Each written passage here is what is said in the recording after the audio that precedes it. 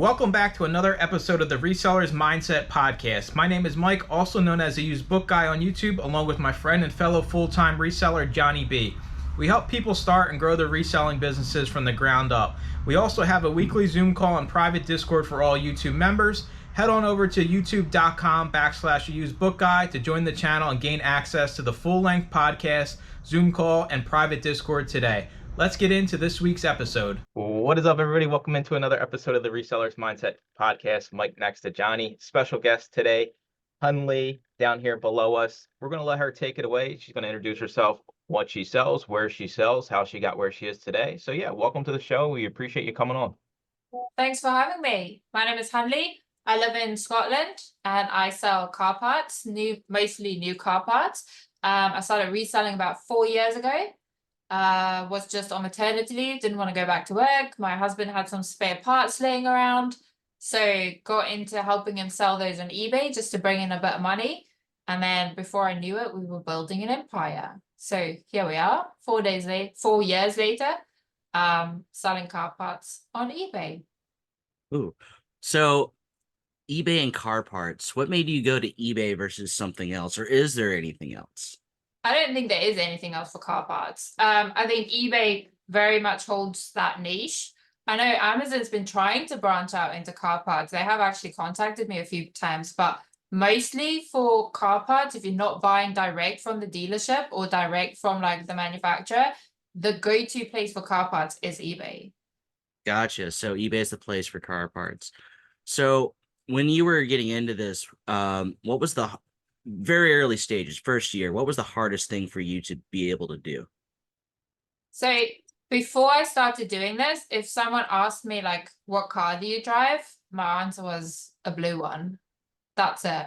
That's the extent of my car knowledge I had. And I think at the time, I just kind of threw myself into it, and my husband was helping me a lot because he would like take the pictures and write the descriptions, and I would just do like the posting and the all of that. And I had zero idea of how eBay worked. I'm also originally from South Africa and we don't have eBay. Like eBay's there, but no one uses it. It's not really a thing at all. So first of all, I didn't even know that eBay was a thing to start with. And then trying to sell things, you know, absolutely nothing about as well on eBay. So I kind of just got thrown into a very surreal world of nothingness and had to just make it work. Gotcha. So you had this initial pile of inventory. So that ran out, I assume, at some point. Yes. After that ran out, what was the play? So what had happened was these parts were very valuable parts because my husband actually builds track cars and used to restore cars. And the parts that he had were parts that are very sought after that he finally decided to work through and get rid of. This was also literally 2 weeks before our lockdown happened in the UK. So our first COVID lockdown happened. And that meant that a lot of these people with these cars, these project cars, were just sitting at home.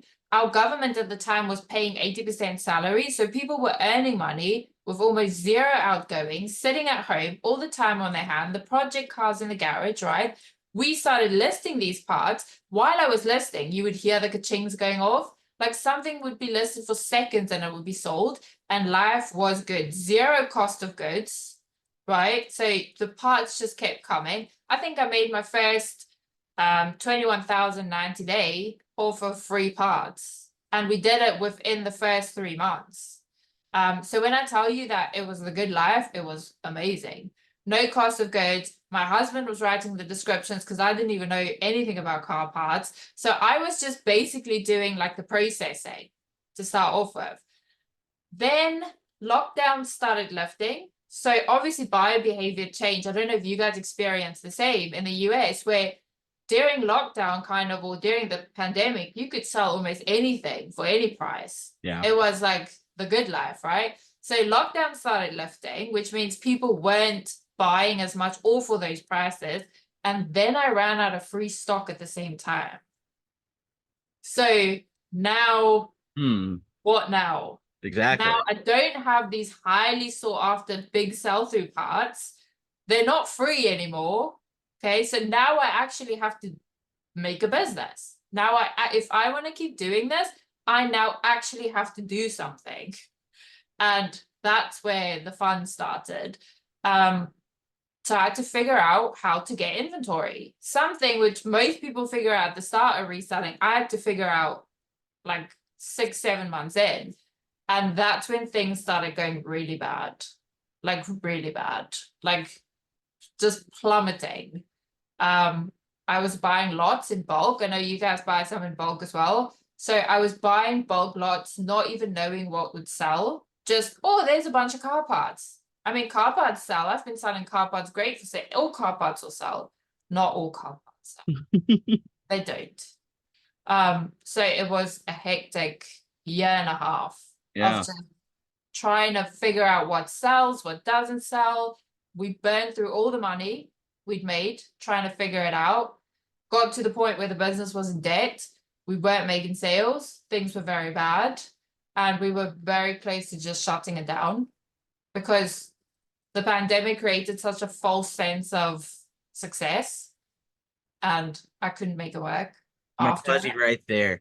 During that bad, horrible time, did you ever think about giving up? Or did you think about, no, I'm going to figure this out? I was in a weird situation where I couldn't give up. I didn't have another option. Childcare in the UK was so expensive that if I had to go to work, I would be working just to pay for childcare and I wouldn't actually make any money. So financially, I couldn't go to work, right? So this was kind of like I think a lot of people would have given up when I didn't because I didn't really have anything else to go with.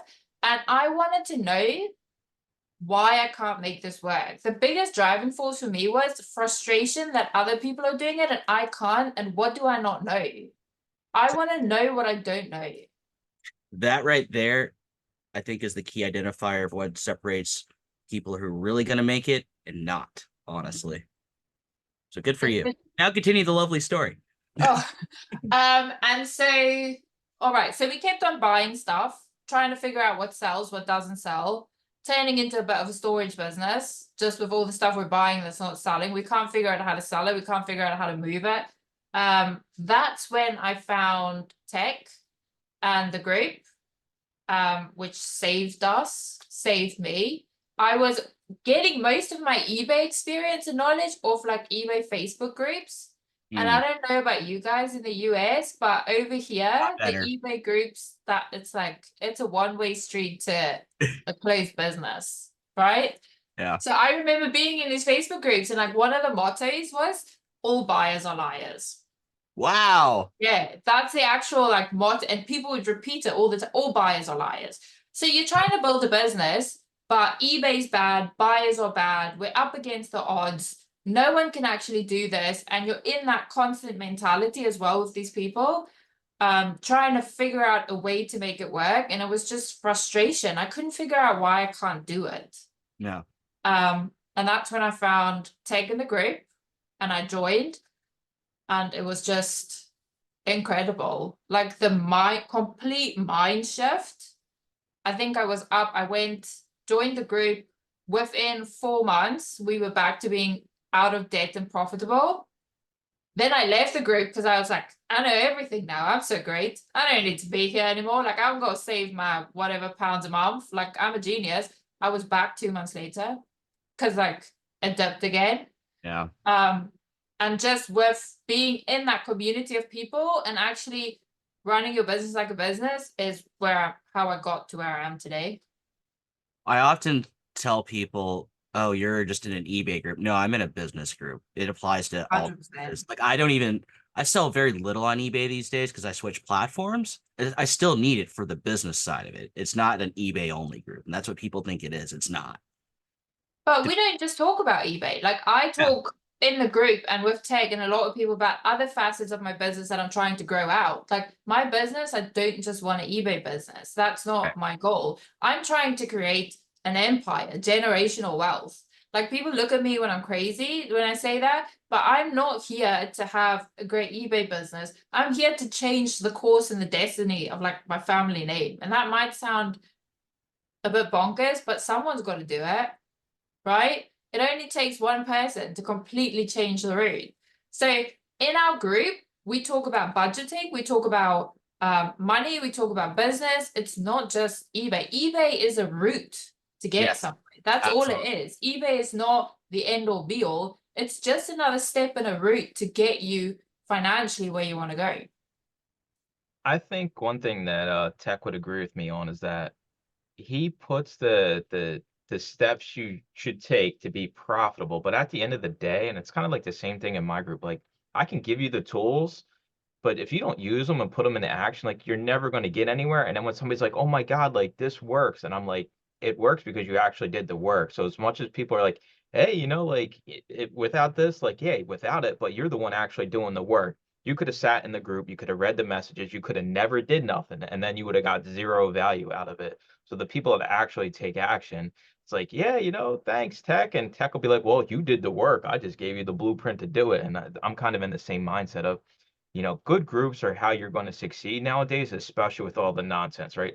All the buyers are liars. That's a good one. We need t-shirts made of that, like I Yeah. think they would fly off the shelves. And there's a lot of negativity in reselling, and especially in the eBay world. The Amazon world, people usually just go away, right? They stop selling on Amazon, they disappear. Amazon sucks, whatever, they're gone. But with eBay, it's like they just drag themselves along through the torture just so they can complain about the platform and how it doesn't work. So when we have people on here that are successful like yourself selling on the platform, it's like I'm like, these people exist. They're not unicorns. There's lots of them out there. You just got to find out where they are and, be around like-minded people. And you can't put a value on that because, being around Johnny for the past, I don't know how many years, it automatically levels me up, right? Me and Johnny, we're Yeah. kind of, it's friendly competition. We like, busting each other's chops from time to time, but like, I can't take a week off and Johnny's going to be like, well, what'd you do this week? Nothing. Yeah, Johnny, I did nothing, right? You're almost automatically leveled up in reselling when you're in a community like that. And just give a little bit of insight more like how that affected you, because when you joined, you were basically in the dumps and you were in Yeah. these other groups that really, weren't uplifting. And now all of a sudden you join this group and everybody's like, you're probably seeing crazy numbers in the group, people selling all this money, and you're like, well, I can't sell nothing over here. So what did that look like when you first joined the group, like until where you're at today? I think we live in a world, and I was kind of trapped in this as well, where misery loves company, right? And you feel supported and validated and loved when you're around the same people who are being miserable about the same thing as you, right? You feel like it's okay, it's not my fault. I don't have to take accountability because these other 20 people are experiencing the same thing, so it's fine. And you get stuck in there very, very quickly. And joining a group of successful people, or even just people who are not yet successful but who wants different for themselves, that's the key. Being around someone who wants more for themselves versus being around someone who life just happens to them is two worlds apart. And what people don't understand is that for me, the most growth I've ever had is when I was the dumbest person in the room. Like, I grow at the most and I learn the most when I'm the dumb one. And I'm around people who are so far ahead of me and who are mentally so much stronger than me and has achieved so much more than me, situations most people would shy away from. Just sitting in those conversations is what got me where I am today. Being in a group of people who don't let life happen to them, but actually take action is a complete game changer for me. That's what leveled me up. I had to change my mindset because you can take all the actions in the world, but if you're still going to live in that negative space, not much is going to change. Yeah, and what Mike touched on, it's very much true in our other group there, is when we ask professionals to give us advice and they give it to us, and then we challenge that or resist Yeah. it. And then 3 or 4 months later, we decide to actually execute the advice that was given to us. Then we're successful because, wow, the professional people gave us professional advice and it worked. Look at that. I don't know what the resistance is, and I've been guilty of this myself, to be fair, of taking the advice and just doing it. Don't question it, just do it. And that's even true in Mike's group over here. We give people solid advice. They don't do it. They want to noodle on it for months, or they'll kind of try it and give up too early. I don't know what the hesitation is on that, but I think a quality trait both you and I share, because Hanley and I, we're in different circles. I do books, she does car parts, but we see each other from time to time. And I think something we do share, because we have talked a couple of times, is we'd rather just have the information told to us. We Yeah. don't need our feelings sugar coated. Just give it to us straight. What do we need to do? And then we do it and move on. Um, and I have to hold, I don't know why I hold back a little bit in Mike's group on that a bit. But I think I need to do that more with them. But Mike may say, no, you're too mean, Johnny. No, you're allowed to be the mean one. I got to be the Okay. nice guy, all right? But I do think, I think for some reason, we look at our reselling business. I was thinking about this is their products, right? Like, oh, I'm going to sell this product.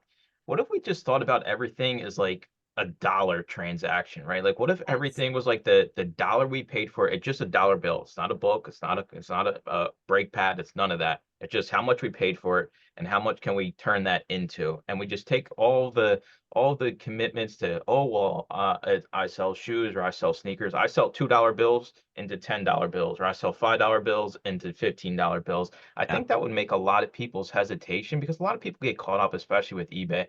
I guess I can start bugging you about some of the hot topics of eBay, like promoted listings and best offers. Like, what are your thoughts on both of those? Because they're like highly controversial out there in the eBay universe. So that's funny because to me, eBay is a game and every game has rules and you've got to play them. And what one of the big mind shifts I made after I had been in a group of actual people who are doing well is my sense of entitlement always made me fall short in eBay. So I would list something. So now I'm entitled to a sale because I listed it, and that's eBay's job is supposed to give me a sale. And it doesn't matter if the item is rubbish, I listed it, so I'm entitled to a sale. But the problem is my entitlement didn't make me take it further and go, but actually, does anyone actually want this? Okay, I listed it, but does anyone want it? I don't care, I listed it. You owe me a sale, eBay. Right? I listed something, there's others listed for more, so mine should sell. Yeah, but actually, there's millions and millions of items on eBay, and maybe people are seeing other people's items because they're playing the game better than me. Right? eBay is a game. That's what it is. Unless you're selling very rare items or severely underpriced items, markdowns, promotions, it's a game we play. It's part of the rules of the game. The days of listing something on eBay and you're entitled to a sale has never existed and it will never exist, and people need to understand this. Like, if you really want to make, and all these things like customer service as well, it's so controversial, right? We having to provide good customer service, we're entitled to have everything go our way. We want it on eBay, but we're not entitled to buyers. Having buyers is a privilege in our business. Having buyers is what builds our business. We should treat them as sacred as anything else in our business. But again, we feel entitled. No, you're absolutely right. When I joined, I was during COVID, like right when it started, like maybe a couple months before it started. And I was just listing pretty much any book. Yeah. Book. And they were selling. It was great Yeah. times. Loved it. Into COVID, that was not the case. And why are my sales so bad now? And it took me a year of trying and figuring out and dealing and dialing it down. To figure out that books in a general, in a non-pandemic environment, have a very, very, very slow sell-through rate. Because I Yeah. joined during a very high sell-through rate period. And then, okay, I want the high sell-through rate, so what do I need to do? And the ultimate answer actually ended up very little eBay, more collectible stuff, and stuff that's undesirable from the other platform, which I'm primarily on now, which is Amazon, which has a very high sell-through rate for anything and everything. Most things, that is. So I very much agree with you. And I also felt entitled. I'm listing this crappy Nora Roberts book. Why hasn't she sold, Nora? Why hasn't she I sold? know. But we live in a world where we're very confused about what our role is and what eBay's role is. So Yes. I only sell on eBay, so I can only speak to eBay, but we feel like eBay should get us sales. Mhm. eBay's never promised you sales. eBay isn't there to sell your product. eBay's there, eBay's job, what we pay eBay for is to show our product to people. It's your job to sell the item. It's your job to get an item that sells. It's your job to make the quality listing. It's your job to get the pricing right. It's your job to do the customer service. eBay doesn't promise you sales. Nowhere does it say eBay's job. eBay is a marketing platform. eBay shows your item to buyers. It's still your job to sell it. No, absolutely. I don't know, and I kind of agree with you because I wasn't in eBay's infancy stage where if you list anything, everything will sell. 100% sell-through rate on anything you list. That would be a magical thing. Everybody would quit their jobs in the world and just, how much can I Exactly. list today? Because it doesn't matter. But that's not Yes, what eBay is. I It's agree. I think it's hard for me to, I don't know what it is, because when I started reselling, maybe it's just like how I was raised, being, broke most of my life and in debt.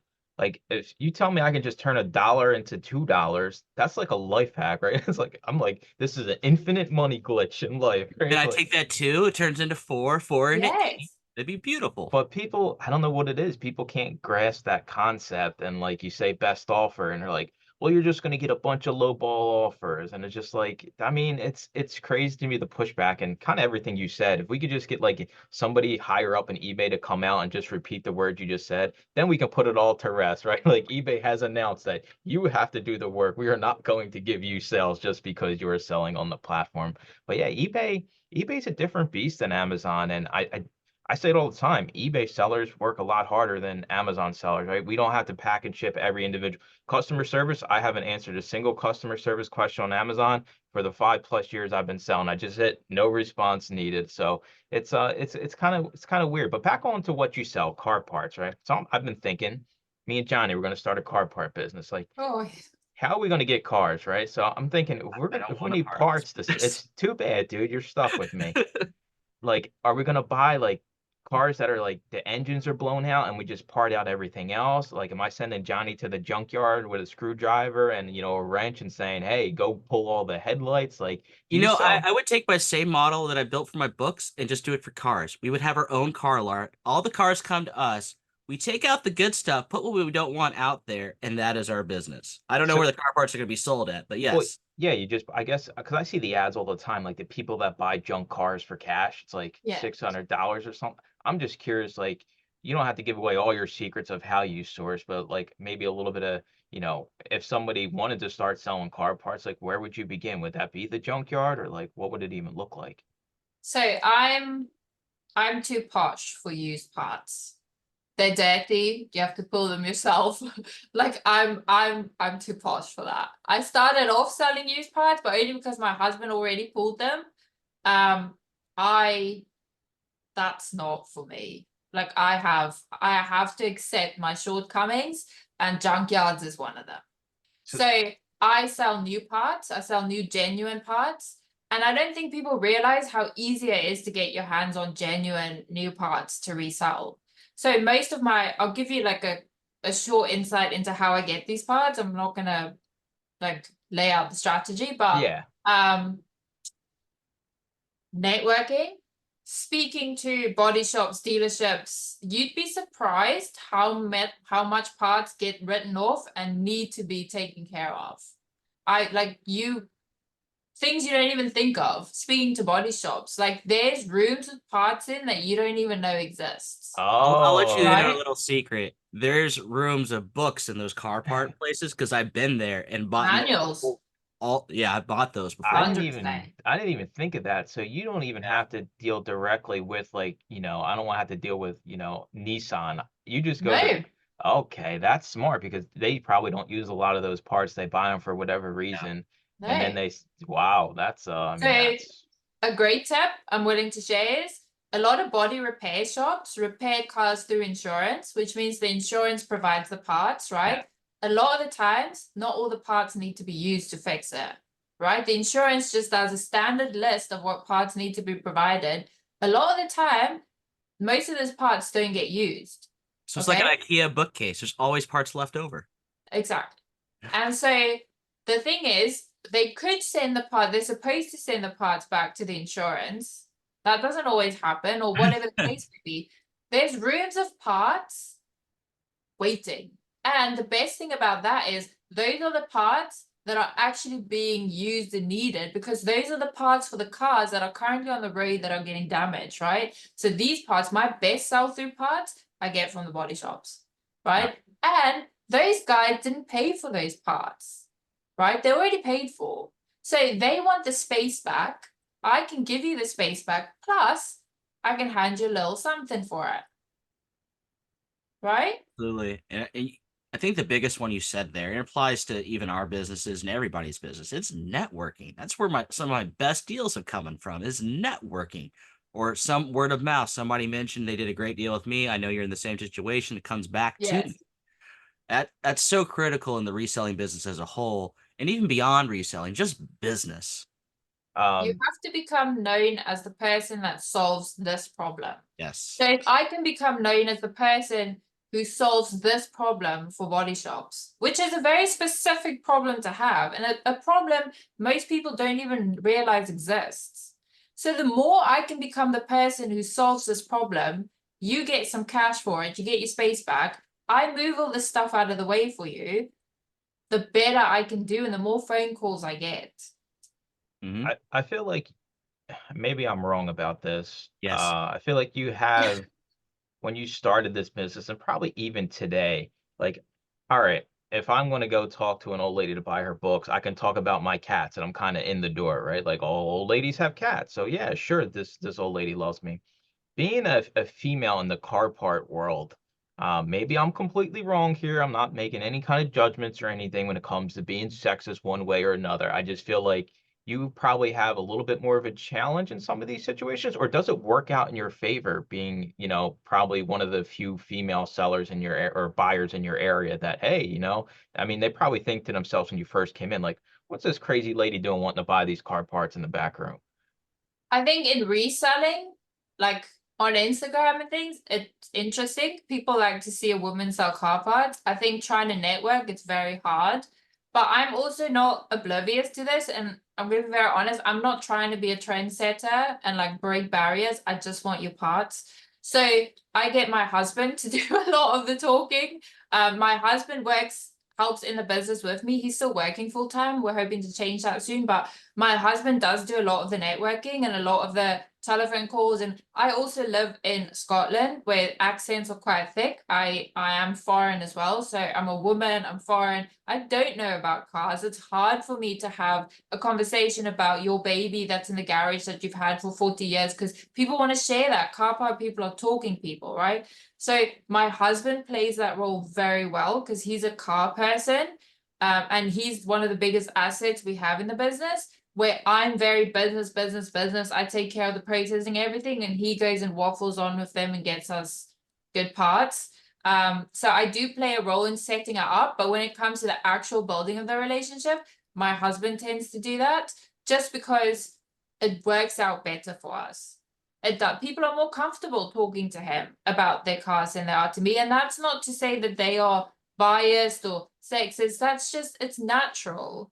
A man likes to talk to someone who knows about cars. If I knew more about cars and I could carry a conversation about a vintage car right off the bat, that would have worked, but I don't. Gotcha. So the dichotomy between your role and your husband's role, was that a hard adjustment with you guys running the business, or was it just pretty natural because you guys were married? It was just the same, just we're attaching money to the daily workload now. So I used to do all the sourcing. I used to be responsible for all the sourcing, and we were doing all right. We weren't doing fine. We were doing all right. And then at one point, he'd made a contact with someone, and he started talking, and he started doing some sourcing, and we just started excelling the business. So it became naturally fell into place where as soon as he started doing it, we were doing better. And so it was much easier for me to step away and say, that's fine. I don't even need to talk to people now. I can just sit at home and listen for like win-win, right? He does all of that. And I think he's very good at that. That's his strength. He's not very detail orientated when it comes to the other things. I am. And I think one of the biggest hacks in life is having that supportive person that you can build stuff with, and we could both fall into our role and just grow together. I think without him, it would have been a lot more of a struggle for me to build these solid relationships we have now, because after he builds a relationship with them, I speak to them as well. Like they know who I am. We can have a chat. But the relationship stemmed from mutual interest between the two of them. It's interesting because you pretty much said what I've heard from most people who are doing it with their spouses, that there was no official meeting of you do this, you do this. Like, okay, we figure out what we're good at and you guys just do it. There's no formal meeting. It kind of falls in place at some point during the journey. There was a conversation about who's the boss, because there has to be a point in which a line has to be drawn. Yeah. There has to be like, and I think it was, I wanted to say we decided together, but I don't want to, like, this is public, so I don't want him to like hear it and then go like, that's not what happened. But because Not what I I ran, remember. no, because I run it full time, I kind of have most of the say, and because I'm the only one who uses eBay, so he does the sourcing, but he doesn't actually list or photograph or work or like on eBay itself. So I think another thing that's very important when you're working with a spouse is there has to be someone in charge. Yes. Otherwise, it becomes a constant battle. There has to be someone who has the best for the business in mind and that has the final say in things. So I let him have a say in most of the sourcing. Sometimes I'll say, no, I don't want that. That doesn't work for me. But I'll let him have the say in that. But in everything else, I kind of have the say. And we have to respect that. Otherwise, there's issues. So it's kind of like a department head of you're in Yes. charge of sourcing, you have full autonomy there, but any other Yes. aspects of the business, you're kind of making the final call if there is a final call to be made. 100%. And I think that's how you avoid a lot of breakdowns as well. Is Gotcha. there has to be a point where both of us can understand that this is your job, this is my job, and that's it. Right. No, that's wonderful. That I think that's the way it should be handled because even businesses do that. We have project managers, they're in charge of their project. Yes. The CEO isn't coming to micromanage the project manager. They may look at the monthly report, numbers are down. Why? So all he does is ask questions and he hopes to get a good answer. So we figured out the sourcing. We've joined and rejoined the group, decided to stay in the group. So we're getting stuff on a semi-regular basis now. So what's next on this journey? Making more money or figuring out sourcing better, or where are we at this stage of the game? So right now, we're quite capped at the minute because my husband is still working full time. We're at a point where we can get more stock and we can now excel and grow and start really putting everything towards this. But we have to wait until he's able to join the business full time, which for other reasons. Oh, he's is going not to transition into the business full time. I didn't know that. 100%, yeah. So Cool. the plan is for him to, by the start of next year, be in the business full time. Yeah. There is some other things in the background which doesn't allow us to do it right now. But for right now, we're in a hold where we just have to sit strong and make sure that the systems are unbreakable so that the day he walks in, we can smash it out the park. Now, when he comes in full time, is his role just do sourcing more, or is he taking on additional roles when he comes in full time? He'll be taking on sourcing and shipping. And shipping, okay. And then I'll be taking on customer service, photo listing, and the other administrative parts of the business. But he'll be running the warehouse, the shipping, and the sourcing. So going on to shipping, since you're dealing in new parts, and I'm going to assume, I don't know, that they're all not uniform. They're not all the same size. Right. So how do you tackle shipping when you're dealing with objects that are of different sizes? Because that's most of mine are all the same size within margin of error. Yours probably not, I'm gonna guess. It's a lot like cardio.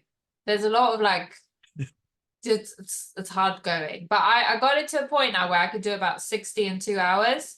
And my parts will range from headlights to tiny seals to door trims to, so I've got all shapes and sizes, which is kind of the hard in my business. But you just got to get in there and attack it like the gym, if I'm honest with you. You're like, there's a pile of parts, just do it. And I can't wait for it to be over. It's honestly the biggest pain I have in my business is shipping. But my hard in my business is shipping, where for someone else their hard might be sourcing. So they might spend 5-6 hours a day trying to source. I don't source. My parts are all there lined up for the next 2 months. My parts is already in the warehouse. So if I spend a bit more time on shipping, that's okay because I don't spend time on sourcing. I think everyone's business has its own hard, and you just kind of got to choose the hard that works for you. And for me to be able to sell car parts, my hard is I have to package the car parts. No. I don't know. That's the worst. Do you know what's the worst thing about eBay? That you actually have to send people what they buy. I just want money. That's all I I want. know. How come I'm, we can't just cut it off there? Like, I'll list it, you pay for it, and then we're done. you Because can that sell was on sad. Amazon. Ooh. Just sell on Oh, Amazon. that's true. Oh. It's Damn. listen, the Amazon is no world for car part sellers. eBay does promote car parts pretty heavily over here in the No, it's States. funny when I scan a book and I forget to put it into zero because it's one of those weird ones. We get a Yeah. car part. This is true. We get a car part when we're looking it up. And it's like, I have a book in my hand. It's not a car part. It's something with the SKUs. They're like one number Yeah. off. And so if you forget that number, you'll get a car part. It's just really weird. I get So, commercials too for eBay. Like eBay commercials are always car parts related. Like find the yeah. Yeah. perfect part for your car. So I guess they're pushing it heavy. When it comes to like shipping though, like I personally I have bought headlights off eBay, right? I've tried to replace my own headlights. It didn't work out. I didn't return the headlights, right? It was my fault. It was my error. It is what it is. But like you got headlights, you list the headlights, and then you got like a little like door seal or something. How do you store these things so that you can find them when they sell? So inventory is a fun game with car parts because the sizing is Yeah. there's no one size fit all. You can't fit it all into a specific inventory system. So I Ours currently stack. Yours don't stack. mine doesn't stack at all. So I have to run like a hybrid model of like 3 different inventory systems. So I have crates, which are numbered crates. So like crate 1, 2, 3, and then they have the smaller parts in it. Then I have bays, like shelf bays, where box parts, bigger parts will go on, and they get skewed per bay. And then I have crates, large crates, we take my trims because the trims will be large and long and like you can't fit them on a shelf either. So it's a hybrid model of you kind of have to try and cater for every size. You can't, unfortunately, car parts, you can't niche down to a size. That it just, you Not won't a make thing. money. So it's definitely like you just got to find the one that works for you and your warehouse and how you want to set it up. But most car part sellers, a lot like toy sellers, we use a hybrid model when it comes to our inventory. So do you I know you're in car parts, but do you sometimes feel like you're an everything seller, even though it's just all car parts? Because they have the same issue. They have different sizes. They have a whole room of different size boxes because they don't know what they're going to need on any given day. I think the only thing that's actually niched down in my business is like I'm listing it all in the same category. Mm-hmm. Because I can go from like we say a headlight to a sensor to a seal to a door trim to a seat cushion to an air freshener to like I genuinely feel like the only thing that's niched is like where I list it in what category on eBay, and the rest is just like a free fall. Yeah. Because you might as well just be selling like anything and everything when it comes to the sizing.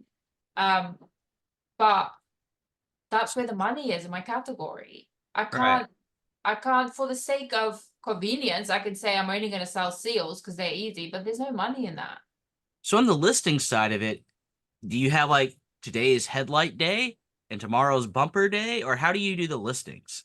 So I do process the stock just because I have the hybrid inventory model. It's easier to put things into inventory. So if I can sort all my stock and say this all goes in crates, this all goes on shelves, and that all will go in So it's drums. by the storage device it's going to go into is how you're going to. Yes. So I try to sort it into those, and then I go, okay, today I'm going to list this pile, which will go on that crate. And then today I'm going to do this pile that'll go on that shelf. Otherwise, I'll be running around like a crazy person. Mhm. This goes in a crate, that goes in a shelf. So I try to sort my stock into like inventory based models. That's smart. I like that. And then that day I just have to work with the crates or just the shelves or whatever the case is. So I'm curious because I do mine slightly differently. It's by publisher and theme. So it's not all headlight day. It's all what's going to fit in the bay day. Do you then subsort it by the archetype of headlights, bumpers, horns, or whatever? No, just whatever comes in next in the crate. Okay. Doesn't make a difference. It's not like I have to go research. Car parts are so different and varied that you can have 2 bumpers that look the same and they fit 2 different cars that you can't really by looking at something say, oh, well, these are going to be similar in research. I can have 3 sensors that look exactly the same and fit 3 different models in 4 different decades that need 3 different research strategies on them. So I can't really go, I'm going to do all of these today because the research will be similar. But with car parts, everything has a part number on the box. And you put that little car part number into your program and it tells you exactly what it's for. Hmm. So I don't have to go that far and wide for my research either. So I'm able to just do any parts together quite quickly. So on the listing itself, what is your average listing time for an item? I mentioned this the other day, and I think it was like 1 minute and 20 seconds or something, just under 1:30, I think. And a lot of that was because I'm finished with the listing before the photos load. So There I you just go. actually need faster internet, and then I'd be a lot quicker. Do you do like the quad monitor thing? Like you're loading 4 sets of photos and you're trying to play that racing game? Like you have 4 No, listings up at the same time? no, I do them one by one. Okay. But then I have like my software on the one where I'm looking at my parts, and then I'm doing my listing while the photos are loading, and then at the end you gotta wait, right? Because if you save it before it's finished, then all the photos fall away and you gotta start over. Right, because that's what I've heard where people they'll pull up 2 different listings, and while they're waiting for the first one to load, which is normally the photos, they're starting the second one. So they minimize the windows and they're working side by side. That's too much for my brain to have. I'm like a one-track person. I'm doing this now. Like, get this done. Stop it, Johnny. That's too far. Okay, fine. No, so why you gotta take it so far? We don't always have to overcomplicate things. We Sure can we just do what we're doing. Yeah. So it doesn't take me that long. I'm currently doing 50 a day. I'm listing 35 and I'm drafting 15 because I'm off Saturday, Sunday, because I do have a family and 3 kids. So I don't do Saturdays and Sundays. I do 50 a day during the week to make up for those days. And I can do my 50 in under 2 hours. So Does that include photos or not include photos? no, so I do my photos are a lot quicker. See, car part photos are so quick. You don't have to measure anything. You don't have to flip through anything. It's literally angle, angle, angle, angle, done. What's the worst thing to list? Like, you got to have something in the car part world you hate listing, taking photos of, packing. Panels. Oh, panels. They're like the bane of my existence. Is any type of, I don't even list them anymore. Like, I've refused. I'm done with this. Do you know that way when you're listing something and while you're listing it, you're thinking to yourself, how's it be such a pain in the ass to pack? I hope it doesn't sell. Like, so many times I would sit there and list something and I'm like, I really hope this doesn't sell because I don't want to package that. And then I decided, well, what's the point of listing something? And sometimes I'd even price it too high because I don't want it to sell. Like, I just don't want to package it. And then I was like, what's the point even? So I'm not even listing them anymore. It's not to sit and wrestle with a bumper. I think the closest me and my husband ever got to divorce was when the 2 of us were trying to wrap a bumper together. And it was just absolute carnage. So I just don't do it anymore. So you're in Scotland, and so you're selling in the marketplace that is the UK, correct? And Europe. And Europe. Is it all of Europe or just part of Europe? Mostly all of Europe, I would say. Okay. I sell quite a lot GSP. I would say about 35% of my orders are GSP, most of which is going to Europe because it's cheaper for us to send things over to Europe. So I sell mostly in the UK and Europe. So how much of your orders go to the United States, if any? I would say less than 5%. Less than I 5%. do sell to the US a bit, but the problem we also have is that you have left-hand drive cars and we have right-hand drive cars. You're special. So it's only it's only the that really rare parts that'll go to America just because they don't all fit. Not all parts will fit on left and right-hand drive cars. So that's the obstacle I have with selling to countries that have left-hand drive. So why a lot of my things go to Europe, there are a lot of left-hand drive countries in Europe as well, but for the most part, we're right-hand drive. Gotcha. So, which is the right side to drive on, hence why it's called right-hand. and this is why there's an ocean that separates us, because I agree. So, I'm sure you've thought about this. Have you ever thought about if we just picked up and moved and we're based in the United States or whatever other country, would my business perform better in that country? I think I could crush it anyway.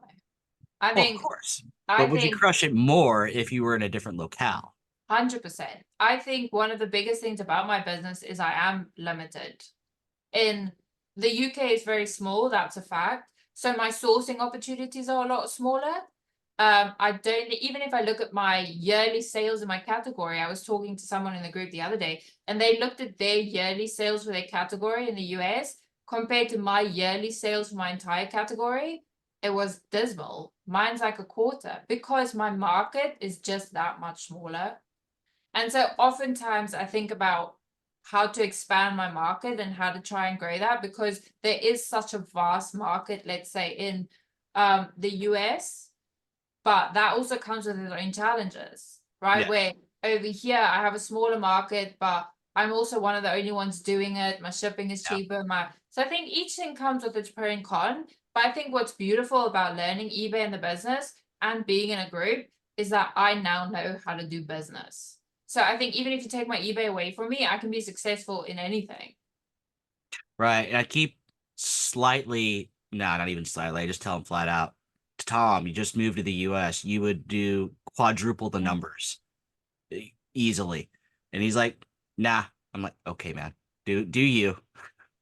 No, dude, I'm not moving nowhere for the business. The business will work wherever you're at. You know, sure, you might not be able to be a trillionaire selling that, or, you know, where you're at. I might not be able to be a trillionaire selling books in US, but I'm not moving for the hopes just because the market share is bigger. You know, it's kind of like she said, there's going to be a lot more competition. You're going to have to Yeah. rebuild all them relationships. And if they're already established, it's kind of like if somebody moves next door to me and they want to sell, you know, media, right? You're kind of screwed, right? I've talked to every thrift store. I talked to the library. Like, you're kind of dead in the water to begin with, That's and why I can't be neighbors, Mike. we can't be. We got to live on opposite sides of the country for that reason, because there's, you know, yeah, there's a lot out there, but there's also a lot more people looking for it. There's a lot more people, you know, trying to do these types of businesses. What do you think the future of eBay is for you and the platform? So I know there's a lot of talk at the minute in the UK about the eBay platform, because there are some other rival platforms that have come up for some of the other categories. I think eBay car parts is still the go-to place. I think it's going to be the go-to place for a very long time. They have the backup and the systems that run it. When we talk about compatibility for cars, people were able to use their registration numbers to find the right parts. There is no other platform that in car parts offers what eBay does. I have been contacted by Amazon. I know they are trying to get it off the ground, car parts. They definitely recognize. But if you have a look at, I don't know about in the US, but eBay Motors in the UK is massive. The amount of money being spent and the push being made by eBay for motors.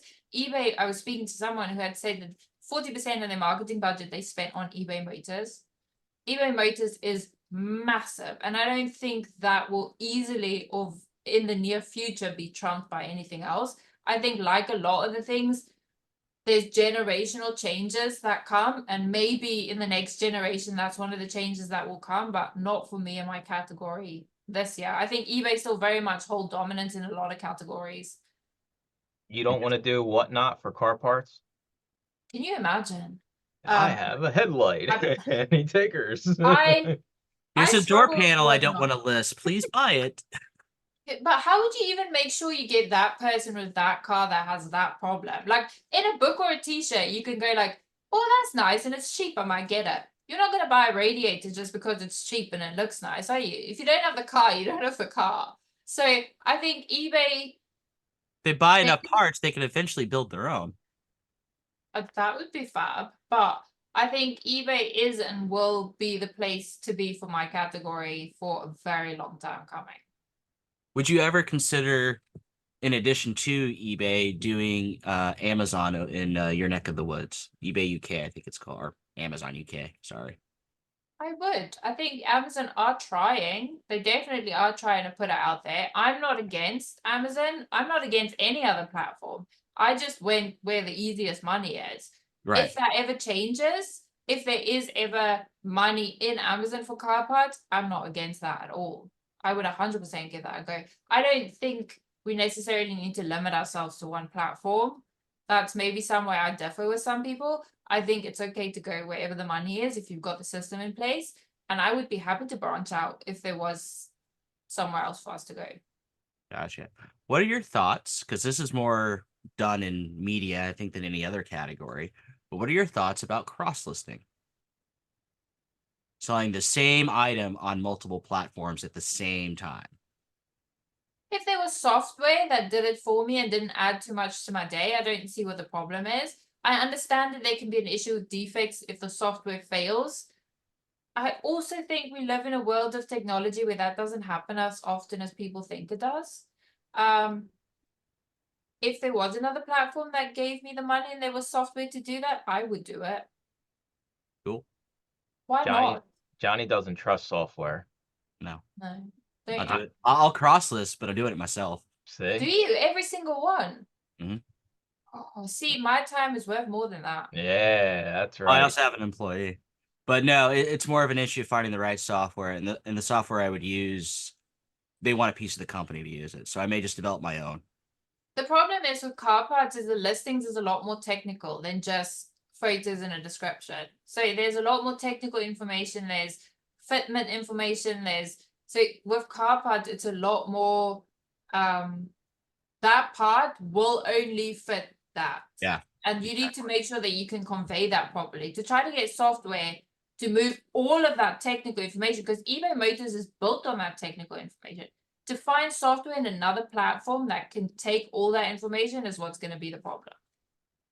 Right, I will be shifting to software, just so you know. But for right now, because the software we want to switch to is very expensive, and or I've just may develop my own, we're gonna do it on a manual basis. But I do like cross listing. I'll say that it's I fun. don't think there's anything wrong with it. If you manage it correctly, that's fine. If you are willing to accept the risk you take, because Yes. there is a risk. There is a risk of defects, right? If something goes wrong and you don't unlist something, but if you're willing to mitigate that risk and know that that might happen, then like anything else in life, it's fine. Just work with it. Right. A risk right now is human error. Absolutely. So yes, That's one of the biggest risks there is. I And know. you should have the sales anyway if you're cross listing, right? It's not like you're cross listing one item a week. So even if you have defects in your cross listing, your sales velocity should be able to cover it up anyway. Absolutely, yeah. Car parts. What's you already said you sold a bumper. Have you ever is that the biggest item you've ever sold was like a car bumper? I sold a Nissan Micra bonnet to the US once. The whole What bonnet, the what whole is thing. what's a bonnet? I'm lost here. I'm clueless with cars. I didn't really. You guys call it a hood, I think. Is it a hood? Oh, good, a hood. Right, so we call it a bonnet. So It's I a sold the covering, whole so hood that makes one. sense why they call it bonnet. Got it. So I sold the whole hood once. It went GSP. I actually put in the listing that it weighed 500 grams. So because then my people get cheaper GS, don't do this, guys. This is not, don't do this. That's just what I do. And then someone bought it through GSP and I shipped the whole hood to America. I think that was the biggest thing I said. And I it don't think got GSP was very impressed, but they didn't say anything, so it's fine. Yeah, it Mm. got there safely, right? People get all worried when they ship some of these items out. You're selling new parts. Do you test any of these? No, they're all new in box. So if there is a fault, which happens very rarely, it's the manufacturer's fault, and that's just the risk I take. And then I'm quite happy to have it back and refund and move on. Have you sold a whole car or thought about selling a whole car instead of just the parts? I don't think so. There's more money in parts. I think also there's a lot of rules and regulations here about selling cars that I'm just not willing to get into. And I think car parts are a lot more manageable. I think they're a lot more sought after. There's enough places to go buy a car, a whole car. Car parts, the opportunities I've created in it is just the better thing for us to do. So that's interesting to me. So if I had, I don't know, this year's Mustang parked outside, I would get more money parting it out than selling it in an already built state, you're saying? In the most cases in the UK, yes. I don't know what the car market is like in the US, but in our cases, a lot of the times you can make a lot more money by parting it out than you can by selling the whole car. That's interesting to me. That's very interesting. There's a lot more people that need just one part off of it than that want the whole car. That's the thing, though. That's what you're playing to. You're playing to the fact that there might be 10 people out there who already have the car who just needs this one trim compared to someone who just wants to buy the whole car. You sell tires and rims? I do sometimes, yeah. You sell it all. I think you sold every part of a vehicle in your career already. I've actually sold an engine as well. So I think I have actually sold the whole shebang. I don't think You there's lift it anything I yourself? haven't. Those things are heavy. Those things are how I guess on those like engines, do you have like machines to do that stuff for you? Yeah, so my husband has an engine lift, Okay. and most of those were collection only. Like you can put them on a pallet, but that was still part of the used parts that we did for his stuff, and those are collection. So the car park guys have everything they need. Like they'll show up with the Sure. whole shebang in the back of the van. So I don't think I've ever posted an engine. That's a bit like a lot of parts of it, but no, I won't do the whole Oh, engine. so you get some stuff that you just sell locally only kind of deal. Yes. So there are a Okay. lot of, like I said, the bumpers and the stuff that I can't bother to be like packaged anymore. We'll stick them on Facebook sometimes or try to sell them off that way, and then people just come and pick them up. Johnny's in his parking lot trying to put a big ass poly bag over his engine block he's shipping across the country. You cut them down the seams and you tape them Yeah. together, and eventually it'll be one gigantic poly bag. There is a point where it's not worth the effort, in my opinion. Oh So yeah, for sure. I agree with that. Always try to tell people to value your time and kind of how you moved away from the panels. Some people just continue to beat their head against the wall. I'm just like, move. There's plenty of other profitable items out there, even within your niche that you can sell. So that is a good point to, of course, you start out, you're going to try selling the panel, right? You're yeah. like, I never sold one of these things. And then after like a perfect example I've dealt with in my reselling careers, when I sold everything on eBay, Guitar Hero guitars. So they're basically like electronic guitars, Yes. and there's no box perfect for these things. So I worked at CVS, so I'd be in the back like digging through the boxes, and then I got to cut the box down. I'm like, I made $20, but I just spent like an hour of my life trying to get, and I never touched one after like the fourth or fifth one. See, So that's like the line I drew as well. It got to a point where I had to understand that that's not for me. And if I'm making 50 quid on a part, but it's taking me 3 hours to Frankenstein a box together to fit it in and then try to pad it, it's not worth it anymore. I could wrap four other small things and make the same kind of money. And that's where you have to have the sense of sometimes volume is a bit better than higher profit if you're going to spend all your time trying to do that. So in your global empire that you're building, um, are future steps employees or no, just going to be you and the husband and maybe the children at some point? I think eBay for us is very much a stepping stone. eBay is not what I want to necessarily grow the empire on.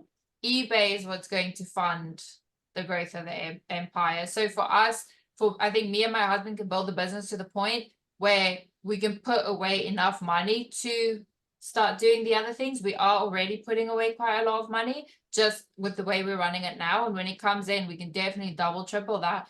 And that gives us the finances and the stepping stone to get into the other things. I feel very much like the more successful you are on eBay, the more of a bit of a present it becomes. And that's just how I feel. You are present to shipping times, to listings, to customers, and in order to have a successful eBay business, you need to be putting in that full-time work, which is not part of my empire plans necessarily. But I definitely need to use eBay as the bank. Gotcha. So maybe on the eBay front, not the empire front, are you thinking maybe boat, plane, small engine parts in addition to your core business? So I think I've actually just embarked on a bit of a different way. So I'm trying to grow the business, but I cannot necessarily list more at the minute. So I'm going to focus on multi-quantities. I'm going to try take a turn in the business and go into multi-quantities a bit more because I've been avoiding it. Because if I pay X amount of money for 400 of the same parts, that's only one listing a day and I'm listing 35. So the capital you have to lay out for that was kind of in my head. I couldn't wrap my head around the maths. But I've gone and sat down, and I think for right now, the fastest way to grow my business is to go into multi-quantities, where I can do the same type of input, list the same type of day, but now I'm listing 35 with maybe 200 opportunities to sell. And I think that's a much smarter way for me to grow the business than trying to learn a completely new niche in transport. So I I agree. need to completely tap out this niche I have before I look at expanding into others. But in fantasy future land, if you had a choice, you're going boats, planes, or small engines. Motorcycles, 100%. I Motorcycle. think motorcycle parts and Okay. motorcycles are that because those are the enthusiasts, right? Right. That's why Yeah. you get good money for it. Those aren't the people who just need the car to get to work every day, which is my current customer. Motorcycles, those are your enthusiasts who's willing to pay more. This is their baby. This is something they saved up for their whole life. So I 100%, if I had to expand into something else, motorcycles. Smart. I like it. Yeah. Yeah. All right. And they're small enough. Like motorcycle parts are small, right? Yeah, you can ship a whole motorcycle. You can find I a box know. big enough. Except for the same size as like an engine. So I think motorcycles is such like an untapped niche. Oh, I agree. Yeah. Oh, it would be, you could make so much money. All right, Hanli, we're going to wrap it up here. We appreciate you coming on, spending your day off. We are recording this on the weekend when she's supposed to be off. Unfortunately, I don't know, Johnny talked her into coming on, but we appreciate all your great insights this episode. Your links will be down below, your Instagram, so make sure you go give her a follow over on Instagram. And yeah, we'll talk to you all in next week's episode. Thanks for listening to another episode of the Resellers Mindset Podcast. Today's full episode and all previous episodes are available to all YouTube members, along with the weekly Zoom call and private Discord. Head on over to youtube.com/theusebookguy and consider joining for as little as $2.99 a month.